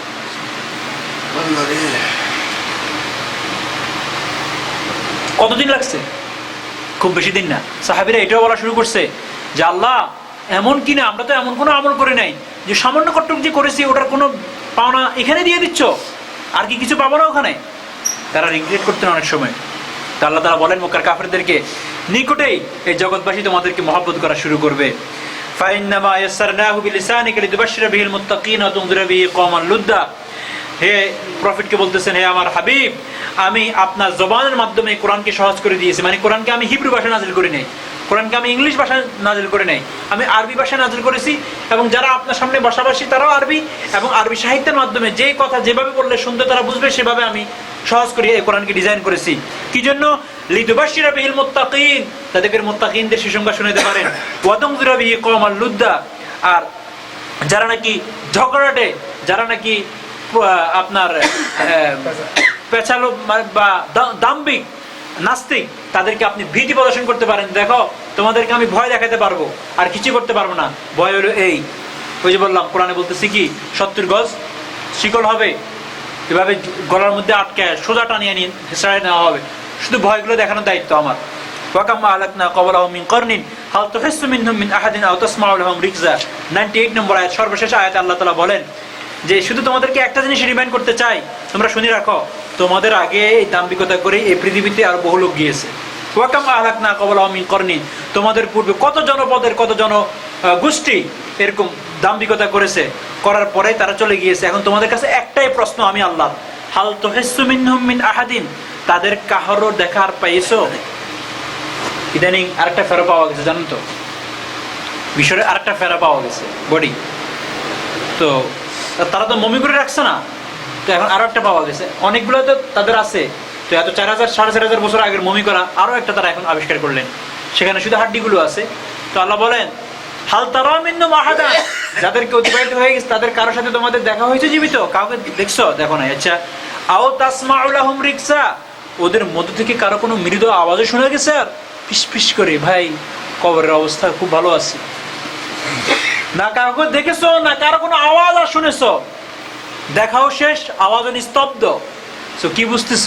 চোখ বন্ধ হয়ে যাওয়ার পরে শুরু হলো। আর এর মাধ্যমে আল্লাহ তাআলা এই সূরা শেষ করে দিয়েছেন। যেহেতু বলছি যে পঞ্চম আর ষষ্ঠ, বিশেষ করে এই দুইটা রূপতে আল্লাহ তাআলা ভয় ভীতি প্রদর্শন, মক্কার কাফেরদের কনভারসেশনের উত্তর, এগুলোর মাধ্যমে পঞ্চম এবং ষষ্ঠ বিশেষ করে মুমিনদেরকে এই কথা বোঝানোর জন্য তোমাদেরকে সবর করতে হবে, আর এই সবরের মেওয়া হবে পৃথিবীতে তো সম্মান হবে, আর ওই জগতে সম্মান হবে। আল্লাহ তাআলা আমাদের সকলকে ধৈর্যের সাথে দিনকে আঁকড়ে ধরে রাখার তৌফিক দান করেন। ধৈর্যের সাথে, আমাদের কারো তো রক্ত ঝরতেছে না, শুধু একটু কষ্ট করে ঘুম থেকে উঠে মসজিদে আসা, শুধু একটু কষ্ট করে অফিসের ফাঁকে ফাঁকে নামাজটা পড়ে নেওয়া, এই তো আমাদের কারো কাছে তো জেহাদের মতো এত কঠিন চাওয়া হচ্ছে না, আমাদের কাউকে তো বলা হচ্ছে না, আমাদের কারো প্রাণ চাওয়া হচ্ছে না, সম্পদ এত চাওয়া হচ্ছে না, তাহলে আর কিসের? এই জন্য আল্লাহ তাআলা যে করে দিন, যে পৃথিবীর যে ভূখণ্ডে আমরা থাকি না কেন, যে কতটুকু সামর্থ্য আমাদের আছে, এই সামর্থ্যগুলোকে সামনে রেখে দিনকে মজবুত সহকারে ধরে, মানে every aspect of our life, আমাদের লাইফে যে যে স্তরে যে যে ধর্মীয় অনুশাসনগুলো আছে, সেই অনুশাসনগুলো শক্তভাবে, সুন্দরভাবে, ভালোভাবে অ্যাকর্ডিং টু দ্য শরিয়ত আদায় করার তৌফিক দান করেন। ওয়া আখির দাওয়ানা আলহামদুলিল্লাহি রাব্বিল আলামিন। সময় একটু কম। আজকে আলহামদুলিল্লাহ আমাদের সূরা মারিয়াম শেষ হলো ইনশাআল্লাহ। আল্লাহ তাআলা যদি হায়াত রাখেন, আগামী সপ্তাহে আমরা এরপরের সূরা সবাই জানি সূরা তাহা শুরু করব। এটা মক্কি সূরা ইনশাআল্লাহ। তো এ পর্যন্ত আমরা ধারাবাহিকভাবে আলহামদুলিল্লাহ কোরআনের প্রায় 15তম পারা শেষ করে 16তম পারারও মাঝখানে চলে আসছি। আল্লাহ তাআলা আমাদের সকলকে তৌফিক দেন, যাতে করে যতদিন সময় আছে শুনতে শুনতে অন্তত যদি শেষ পর্যন্ত যেতে পারি, তো বলতে পারবো যে অনেক আড্ডাতে তো বসেছি, কোরআনের আড্ডাতেও কিছুদিন বসছিলাম, অন্তত এতগুলো পারা শুনতে পাইছি। আল্লাহ তাআলা আমাদের সকলকে হায়াতে তৈয়বা দান করেন, আমাদের হায়াতকে এক্সটেন্ড করে দেন। বলনেওয়ালা এবং শুননেওয়ালা সবাইকে আল্লাহ তাআলা আমলের নিয়তে বলা এবং শোনার তৌফিক দান করেন। আজকে কত তারিখ জানি? 14 ফেব্রুয়ারি। এটা তো একটা বিশেষ সময়, বিশেষ দিন, অনেকের আমাদের স্মরণ থাকে। এই দিনের জন্য হয়তো আমরা অনেকে ফেব্রুয়ারি শুরু থেকেই বেচা কিনা করতেছি, এই জন্য ভাবলাম যে আজকে আমাদের মা বোনদের উপস্থিতিতে এই নিয়ে একটু আলোচনা হওয়া প্রয়োজন। যদিও জুমাতেও একটু আলোচনা হয়েছে, তারপর আর একটু আলোচনার প্রয়োজন, যেহেতু বাবারা শুধু ইনভলভমেন্ট না, মারাও আছেন এটার মধ্যে, যেন মা বাবা দুজনেরই শোনার প্রয়োজন। বিদায় আজকের সাবজেক্টটা নেওয়া হয়েছে বিশ্ব ভালোবাসা দিবস। এটা কোনোদিনও বিশ্ব ভালোবাসা দিবস ছিল না। হয়তো ক্রিটিসাইজ করলে আপনারা অন্যভাবে নেবেন, আল্লাহ হেফাজত করুক। আমি তো বলি ভ্যালেন্টাইন না হইয়া ব্লাইন্ড বললে ভালো, আর ভালোবাসা বিশ্ব না বলিয়া বেশ্যা ভালোবাসা বললেও চলে। কিন্তু এটা বলার এখনো বেশি একটা সাহস করতেছে না, এই জন্যই ইতিহাস জানার আগ পর্যন্ত আমাদের কাছে শব্দটা তিক্ত মনে হবে, কিন্তু ইতিহাস জানার পরে মনে হবে ঠিকই। আমরা অনেক সময় না জানার কারণে, এটা আমাদের কোনো দোষ না, মানুষ না জানিয়েই অপরাধ করে বেশিরভাগই, জানিয়ে অপরাধীরা এত সহজে ধরা পড়ে না। না জানার কারণে আমরা অনেক সময় হয়তো করে থাকি, কারণ আমরা কেউ হয়তো ঘাটিয়া দেখি নাই যে এই ভালোবাসা দিবসটার ইতিহাসটা কি। এই জন্য আজকে একটু সংক্ষিপ্ত আলোচনা করব যে আজকে 14 ফেব্রুয়ারি এই ভালোবাসা দিবসের যে দিবসটা পালন করা, আমাদের মা বাবা আর আপনাদের অনেকেই, আমার জন্য মা বাবা আর আপনাদের অনেকেই এই দেশে আসার আগেও, যারা 93-র আগে এই দেশে আসছেন, তারা কোনো দিন দেখেন নাই, চোখেও দেখেন নাই, মাথাও শোনেন না, কোনো আর্টিকেলও পড়েন নাই যে ভ্যালেন্টাইন ডেজ নামে একটা মানে দিন আছে। ছাত্র যেমন আপনি ছিলেন, পাইছেন? কোনোদিন পাইছেন? ডে বাড়তেছে অনেক, একটু খোঁজখবর রাখিয়েন, সামনে আরও হয়তো ডে বাড়বে, কারণ মানুষ এখন সব জিনিস একসাথে মহাব্বত, এটা তো প্রত্যেক দিনের, তো এটা একদিনে হবে না। তো এটার জন্য একটা দিন ঠিক করা হয়েছে। একটা দিন হিংসার জন্য হবে, ওই দিন শুধু হিংসা করবে একে অন্যকে। একদিন যদি মহব্বতের জন্য হতো, একদিন হিংসার জন্য প্রয়োজন, একদিন জেলাসের জন্য প্রয়োজন। তো মাদার ডে যখন আছে, ফাদার ডে যখন আছে, সিস্টার ডে হওয়া দরকার, এরপরে সন ডে একটা হবে, বাতিজা ডে একটা হবে, বাগিনা ডে একটা হবে, এভাবে হয়তো দেখবেন যে এভরি ডে আছে। 12 মাসে 13 পবন, 12 মাসে 13 পূজা নিয়ে বলেন, পবন বরণের পূজা বলেন, এরকম অবস্থা হইতেছে।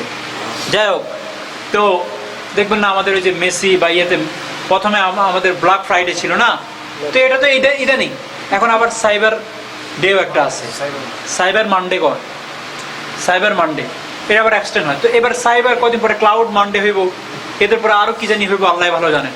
সব বিজনেস। আমাদের দেশে 1993 সালের আগ পর্যন্ত এই ভালোবাসা দিবস নামে কেউ জানতো না। সম্মানিত শ্রদ্ধেয় সম্পাদক সাহেব আর মিডিয়া ইলেকট্রিকের মাধ্যমে সকলকে জানানো হলো, আর কিছু অসাধু ব্যবসায়ীরা এটাকে বানায় নিলেন যে এটা একটা বিশেষ দিবস, ফজিলতপূর্ণ দিবস, এই দিন পালন করা জরুরি। বিশ্ব ভালোবাসা দিবস এ সম্পর্কে শুধু একটু ইতিহাস আলোচনা করব, কোরআন হাদিস থেকে বলবো না, কারণ কোরআন হাদিস থেকে বলার প্রয়োজন নাই।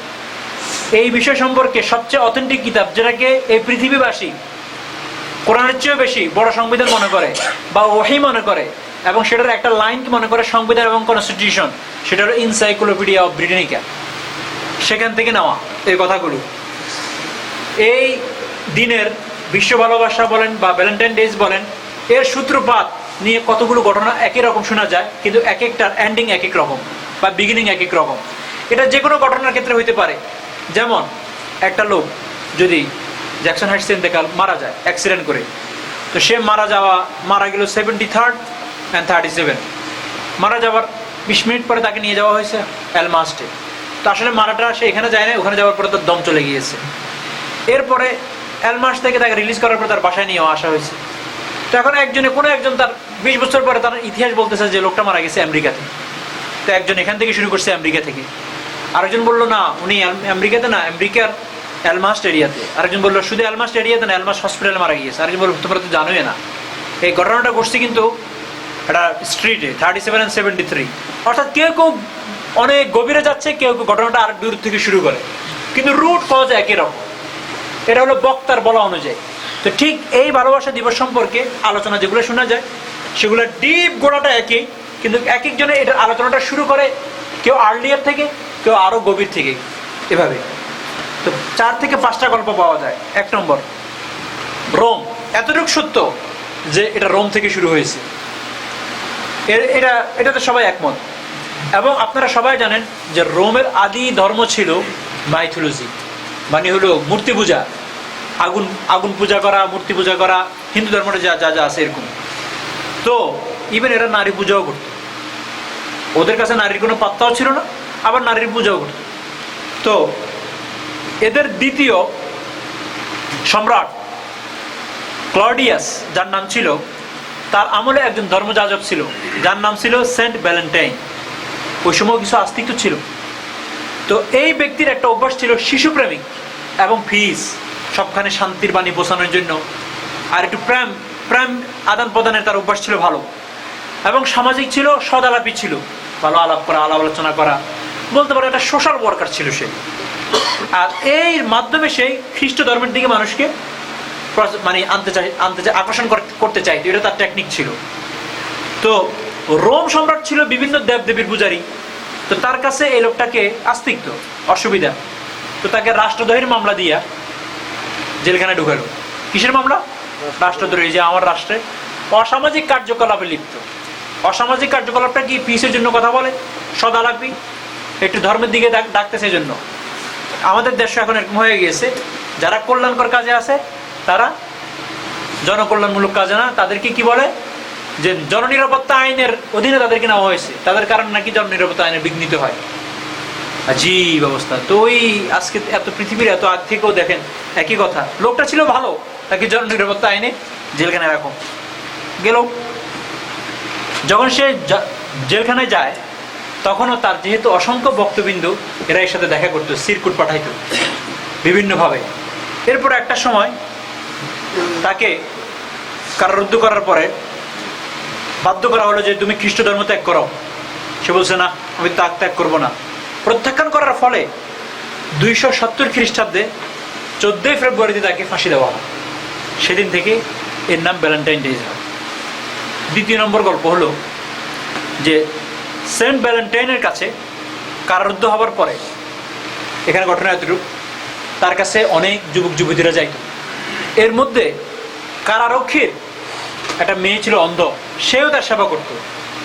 এই ধর্মযাজক সেন্ট ভ্যালেন্টাইন তার আধ্যাত্মিক কোনো পাওয়ার দ্বারা হোক, শক্তি দ্বারা হোক, সে ওই অন্ধ মেয়ের চক্ষু ফিরিয়ে দিয়েছে। বুজুর্গ হইতে পারে, আল্লাহর কাছে সে হয়তো মকবুল হইতে পারে, ভিন্ন জিনিস। এগুলো গল্প, এই জন্য শব্দটা আমি গল্প বলতেছি বারবার, কারণ লা নুসাদ্দিকু ওয়ালা নুকাযযিবু, বিশ্বাসও করি না আবার মিথ্যাও বলি না, ইনসাইক্লোপিডিয়া বলে। এই জন্য গল্প শব্দ বলতেছি আমি এটাকে রেফারেন্স শব্দ বলতেছি না। পরবর্তীতে মেয়ে চক্ষু পাওয়া যায়, রাজা বললো যে যেই কারণে আমি তোমাকে ঢুকাইলাম সেই কারণ তুমি ভিতরে করতেছো, তাকে ফাঁসি দেয়। আরেক ঘটনায় পাওয়া যায় যে প্রথমে এই রাজার একটা বিশাল বাহিনীর প্রয়োজন যুদ্ধ করার জন্য, কিন্তু দেখা যাচ্ছে যে আর্মি বাহিনীতে কোনো লোক নাই। তো উনি সিআইডি লাগাইলেন যে কেন লোক আসতেছে না, কেন ভর্তি হয় না। বলে যে সবাই জগৎ সংসার নিয়ে ব্যস্ত। আর এই ধর্মযাজকের কথা ছিল জগৎ সংসারের একটা অবিচ্ছেদ্য অংশ লাইফের। তো উনি দেখলেন যে বিবাহ প্রথা থাকলে তো আমি আর কোনো শূন্যই পাবো না। উনি মওকুফ করলেন যে কোনো বিবাহ হইতে পারবে না, সমস্ত যুবকের বিবাহ বন্ধ। তখন এই ধর্মযাজক এর বিরুদ্ধে বলিষ্ঠ কণ্ঠস্বর হয়ে দাঁড়াইছেন। উনি বলে যে না, এটা একটা মানবতা বিরোধী একটা ল, এটা হইতে পারে না। ওনাকে সোজা জেলখানা নিয়ে গেলেন। জেলখানা নেওয়ার পরে এরপরে এই 14 ফেব্রুয়ারি 269 মানে হাত পা বাঁধা অবস্থা রাজার সামনে এনে হত্যা করা হয়। এটা একটা ঘটনা পাওয়া যায়। আরও একটা ঘটনা পাওয়া যায় যে যখন নাকি এই রোমে খ্রিস্ট ধর্ম আসে নাই, এর আগেই তাদের একটা এই রীতি হতো যেটার নাম ছিল আপনার লুপারকেলিয়া।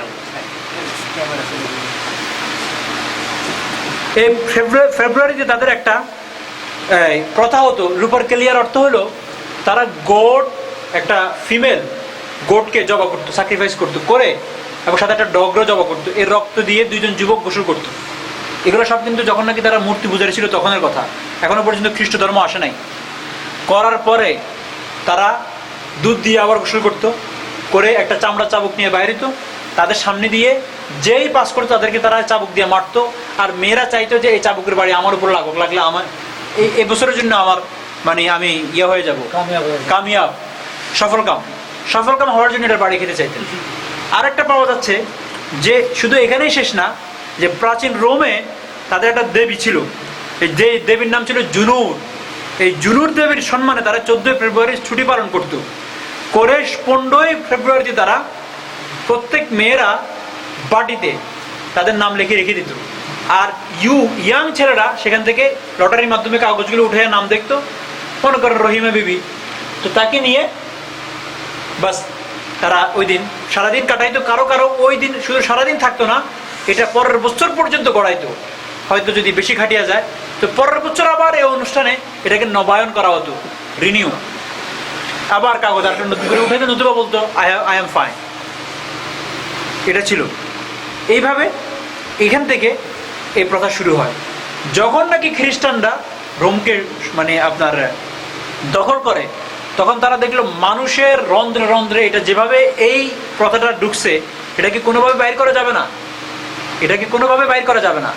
তখন তারা ওই যে তাদের একজন পাদ্রী শুধু এটার বিরুদ্ধে বলতে যে মারা গিয়েছে, তার সেন্ট ভ্যালেন্টাইন যেদিন মারা যায় 14 তারিখ ছিল, তারা 15 তারিখ থেকে এটাকে সরাইয়া 14 ফেব্রুয়ারি নিয়ে আসছে আবার, যে 14 ফেব্রুয়ারি থাকুক এবং এর ইতিহাসটা থাকুক আমাদের সেন্ট ভ্যালেন্টাইন নামে। এবং এই ভ্যালেন্টাইন যেদিন মারা যায়, যেদিন তাকে হত্যা করা হবে, সেদিন সে তার ওই ভালোবাসার প্রেমিকাকে বলে গেছে টুডে মাই ভ্যালেন্টাইন। এই জন্য ওই লুপারকেলিয়া যে সাবজেক্ট এই প্রথার যে নামটা ছিল, এই ফেস্টিভ্যালের যে নামটা ছিল, সেটা চেঞ্জ হয়ে ভ্যালেন্টাইন নামে পরিচিতি লাভ করেছে। আজকে এত বছর পরে আমরা 1700-র উপরে আমরা এখন পালন করতেছি এটা। এই জন্য প্রথমত আকিদাতান মানে আকিদাগতভাবে আমরা কেউ যদি ভ্যালেন্টাইন ডে পালন করি, তা আমাদের ইমানের খতরা আছে, আমাদের ইমানকে আবার রিনিউ করতে হবে, কারণ ইমানের মধ্যে ভাইলেশন লাগে যাওয়ার সম্ভাবনা আছে। এই জন্য আমরা যারা এখানে আসি, কারণ এর যে অরিজিন সেটা কমপ্লিটলি শুধুমাত্র কোনো বিলিভারও না, একটা পূজারী গ্রুপের থেকে সাথে জড়িত। আর শুধু এখানে কত কলঙ্কজনক, কত অন্ধকারওয়ালা একটা বেশ্যাবৃত্তির সাথে এটা সম্পৃক্ততা। এরপরও আমরা এই বিশ্ব বেহায়াপনা দিবসকে পালন করব। এই জন্য অ্যাজ এ প্যারেন্টস হিসেবে প্রথম আমাদের দায়িত্ব হলো যে এই দিনে আমাদের টাকা পয়সা অথবা অংশীদারিত্ব কোনো কিছু যেন এমন কোনো সেন্টার অথবা গ্যাদারিংকে হেল্প না করে যেখানে এটা পালন করা হচ্ছে। আমাদের বাচ্চারা হয়তো গতকালকে আপনাদের অনেকের থেকে অনেক কিছু নিয়েও গিয়েছে, ক্যান্ডি ট্যান্ডি অনেক কিছু হয়তো নিয়ে গিয়েছে, কালকে না নিলেও আজকে কিছু নিয়ে আসছে। কি আনা নাই? কালকে তো কিছু নিছে, উনি স্বীকার করলেন, আর আপনারা কেউ স্বীকার না করলে আজকে তার ব্যাগের ভিতরে কিছু পাইছেনও। যাক, কোনোটার থেকে তো খালি না, হইতে পারে, কোনো অসুবিধা নাই, কিন্তু তাদেরকে ইনলাইট করতে হবে, আমাদেরকে তাদেরকে বুঝাইতে হবে যে তোমরা লুক অ্যাট ইট, তোমরা একটু রিসার্চ করো, একটু বিহাইন্ড দিকে তাকাও, এর অরিজিনটা খুঁজতে থাকো। রাসূল আকরাম সাল্লাল্লাহু আলাইহি ওয়াসাল্লাম যখন নাকি মদিনায় আসছেন, তখন তারা 2 দিন উল্লাস করতেন। তো জিজ্ঞাসা করলেন কেন তোমরা এই 2 দিন উল্লাস করো? বলে যে আমরা প্রাক ইসলাম যুগে উল্লাস করতাম। সাথে সাথে আল্লাহ রাসূল বললেন আল্লাহ তাআলা তোমাদের এই 2 দিনকে পরিবর্তন করে উত্তম 2 দিন দিয়ে দিয়েছেন, ওই 2 দিনে তোমরা উল্লাস করবে, এই 2 দিনে পারবা না। ঈদুল ফিতর, ঈদুল আজহা, আমাদেরকে এনজয় করার, আমাদেরকে উল্লাস করার তো আল্লাহ তাআলা দিয়ে দিয়েছেন, সুযোগ দিয়ে দিয়েছেন, দিনও দিয়ে দিয়েছেন। আল্লাহ তাআলা আমাদেরকে ওই সমস্ত দিনে উল্লাস করার তৌফিক দেন।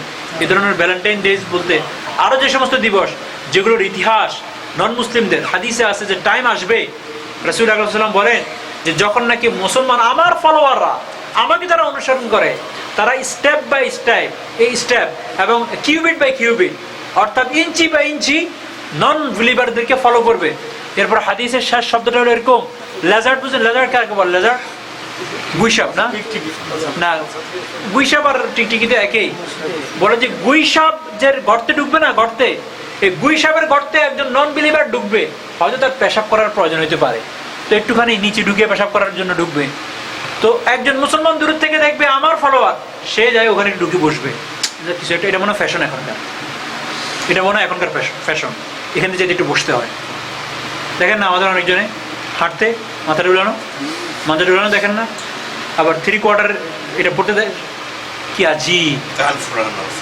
তো আল্লাহ রাসূল বলছেন এরকম ইঞ্চি ইঞ্চি স্টেপ বাই স্টেপ ফলো করবে। আল্লাহ আমাদেরকে ওই হাদিসের যে ভয়াবহতা, ওটা থেকে আল্লাহ আমাদেরকে হেফাজত করবে, আল্লাহ আমাদেরকে জান্নাতি পিপলের নামে অন্তর্ভুক্ত করবে। বিরাট বিষয়, বিরাট বিষয়। একটু নিজেদেরকে সতর্ক হই। আমরা সবাই এডুকেটেড, সবাই শিক্ষিত।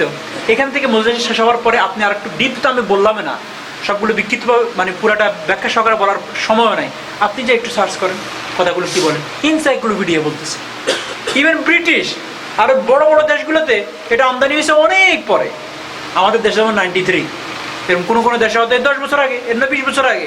কিন্তু আমরা তো যে কোনো জিনিস সেলিব্রেট করতে দেখতে হবে, ইজ ইট পারমিসিবল ইন ইসলাম, এটা কি ম্যাচ করে with the life of prophet সাল্লাল্লাহু আলাইহি ওয়াসাল্লাম and his companions, ওনার সাহাবীদের সাথে কি এটা ম্যাচ করে? ওনার সাহাবীরা কেমন করেছিলেন? করেন নাই, তাহলে আমরা কেন করব? নিজেকে মুমিন বলতেছি, নিজেকে মুসলমান বলতেছি, নিজেকে প্রথম সারির মুসল্লি বলতেছি। আল্লাহ তাআলা আমাদের সকলকে কথাগুলো বুঝার এবং সে অনুযায়ী আমল করার তৌফিক দান করেন, এবং এই কথাগুলো অন্য যারা জানেন না তাদের পর্যন্ত পৌঁছানোর তৌফিক দান করেন। বিশেষ করে নিজে আমল করে নিজের অধীনস্থ যে সমস্ত লোকজন আছে, ফ্যামিলি এবং সন্তান সন্ততি, তাদেরকে অন্তত এই বিপদগামী হওয়া থেকে হেফাজত করার তৌফিক দান করেন। ওয়া আখির দাওয়ানা আনিল হামদুলিল্লাহি রাব্বিল আলামিন।